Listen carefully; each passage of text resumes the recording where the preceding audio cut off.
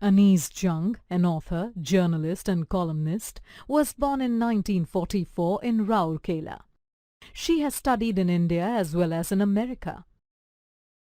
She started her career as a journalist with Youth Times and went on to work with other publications. She gained fame with her book Unveiling India, A Woman's Journey. Published in 1987, the book chronicles the lives of Indian women in a series of interviews. Her other books include Night of the New Moon, Seven Sisters, and Breaking the Silence. Jung's book Lost Spring, Stories of Stolen Childhood is a collection of real-life encounters with impoverished children from marginalized sections of society. Each story captures the harsh realities of child labor, which continues to rob countless Indian children of their childhood even today. The two excerpts from Lost Spring included in the textbook present the lives of two poor communities. The first excerpt discusses the life of the migrant poor in Delhi who work as rag pickers for survival. The second one highlights the fate of a community of bangle makers from Firozabad who are doomed to a life of deprivation because they cannot escape their traditional occupation. Both excerpts show us how children especially have to bear the brunt of poverty, from not being able to attend school to being forced to work in inhuman conditions in traditional professions without any hope of escape. Here is a summary of the excerpts from Lost Spring. The first excerpt describes the narrator's encounters with a child named Sahib. Sahib and his family migrated from Dhaka after their homes and fields were destroyed by storms. Now, they live on the outskirts of Delhi, digging through garbage dumps in the city for their livelihood. Sahib does not go to school because there are none in his neighborhood. The narrator light-heartedly asks Sahib if he would attend a school started by her. He agrees and even asks the narrator about it a few days later. She realizes that she had made a promise she had not really meant to keep and recognizes with embarrassment that for children like Sahib, such broken promises are common. The narrator notes that Sahib and his friends are mostly barefoot and have never worn shoes in their life. Those who do have shoes wear mismatched ones. The narrator recalls seeing many such barefoot children across the country. She recollects people explaining this way as tradition and wonders if this is just an excuse to hide how widespread poverty is. The narrator then recollects her visit to Seemapuri on the outskirts of Delhi, where migrants like Sahib's family live. The neighborhood is dotted with mud and tin houses without water or drainage. The residents there have no identity papers except ration cards which enable them to get food. For them, having a source of food is more important than having an identity. This is why they prefer to be here than in their home country where they went hungry. The narrator notes that for the adults in Seemapuri, rag picking is a source of livelihood. But for children like Sahib, it is a source of hope as they even find money among garbage sometimes. One morning, the narrator finds Sahib watching two young men playing tennis. She notices that Sahib is wearing someone's old tennis shoes and ponders that though he has the shoes, he might never be able to play the game.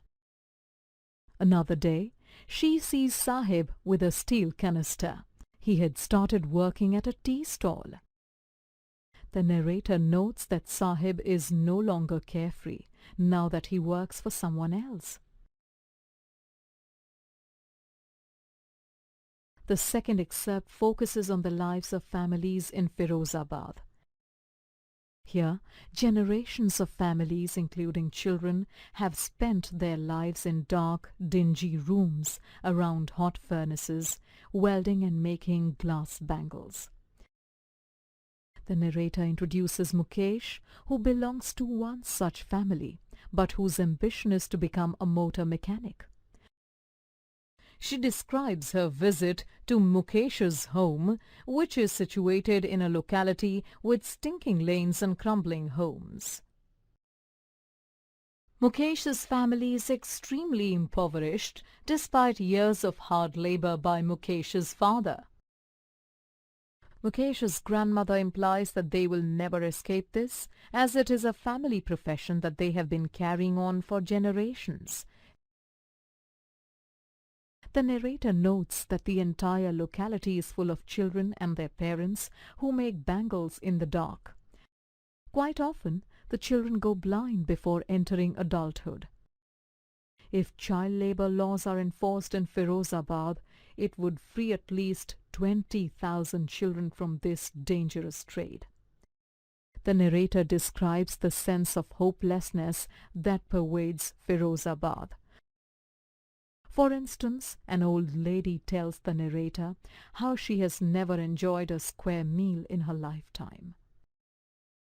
Youngsters too seem to feel trapped and do not take any initiative because they are afraid of being harassed by the police. The narrator clearly sees two distinct worlds here. One of the poverty-stricken bangle makers limited by their caste-linked profession, and that of middlemen and authorities who ensure that the vicious circle continues. Both worlds stop young children from dreaming, making them slaves to their fate. Hence, the narrator is cheered by Mukesh's declaration. His dreams, though modest, indicate that the next generation can escape this web of poverty. The main characters of the story are Sahib, Mukesh, and the narrator herself. Click each label to learn more about the characters. Sahib is a young rag picker that the narrator keeps running into. He is mostly barefoot and picks through garbage in the narrator's neighborhood. He is quite poor and belongs to a family that migrated from Dhaka many years ago. Despite his poverty, Sahib looks forward to a better future. He expresses interest in the school that he hopes the narrator will start. Sahib is a carefree child. He is not envious of those more privileged than him. He is quite cheerful in his interaction with the narrator. He loves watching tennis without minding that perhaps he would never be able to play it. Mukesh belongs to a community that has been making glass bangles for generations. His family has been unable to escape the vicious cycle of poverty despite the years of hard work that his grandfather and father put in.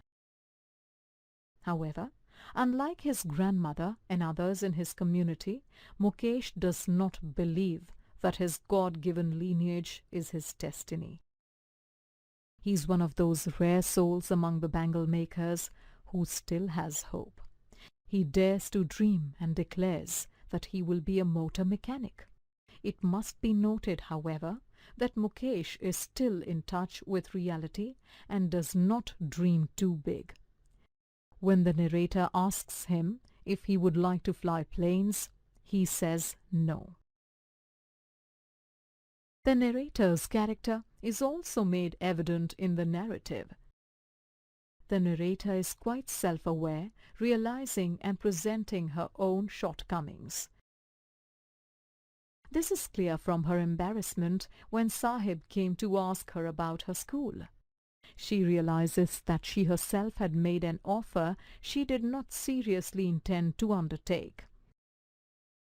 The narrator displays concern and sympathy for the marginalized classes. She recognizes their concerns and sensitizes the reader to the plight of these voiceless citizens of the nation. Now, let us examine the story closely. Both excerpts from the story are set in different locations. The first one is set in Delhi, in and around Simapuri, which houses a community of rag pickers. The second one is set in Firozabad, in Uttar Pradesh. The setting highlights an irony. Though Simapuri and Firozabad are geographically close to urban centers, they are nowhere close in terms of development. The two excerpts primarily draw our attention to the social evil of child labor. Sahib and his friends, who are mostly barefoot, work as rag pickers, digging through piles of stinking garbage. Sahib does give this up, only to start working for a measly sum at a tea stall. The children from the bangle-making community are forced to work in dimly lit rooms around hot furnaces. They consequently suffer from various health issues. Moreover, since the profession is caste-linked, they are discouraged from thinking of doing anything else in their life. Thus, none of the children mentioned in the excerpt seem to have any of the opportunities that every single child should have to play, study, and dream of a good future.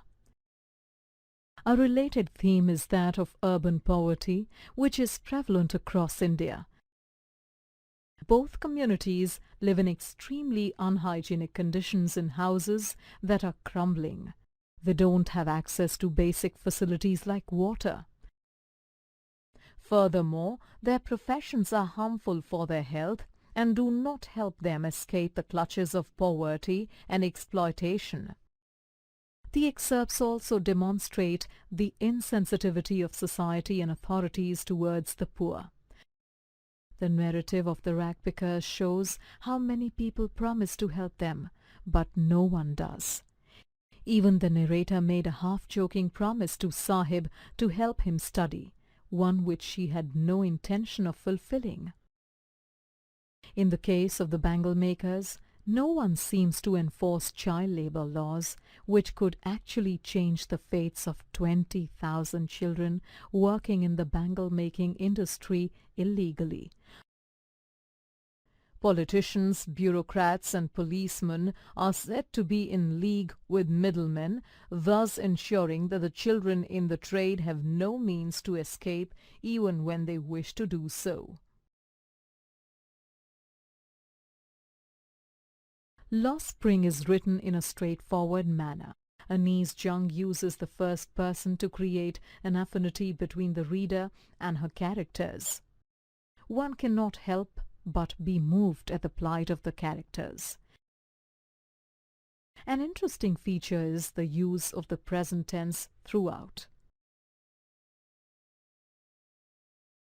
Jung has also seamlessly woven in several figures of speech in the narrative. As a result, the prose is almost poetic and the readers are drawn into the situations being described. For instance, Jung has used a metaphor when she compares garbage to gold. To the rag pickers, garbage is as valuable and priceless as gold, since it is their means of survival. The title itself is a metaphor for the lost childhood of countless children. Spring is the season of hope and new life, and childhood is meant to be like spring. But children crushed under the twin burdens of poverty and labor can hardly hope for a spring in their lives. The author uses irony to show how Sahib's name is far removed from his reality. Here are some other figures of speech used in the narrative with examples.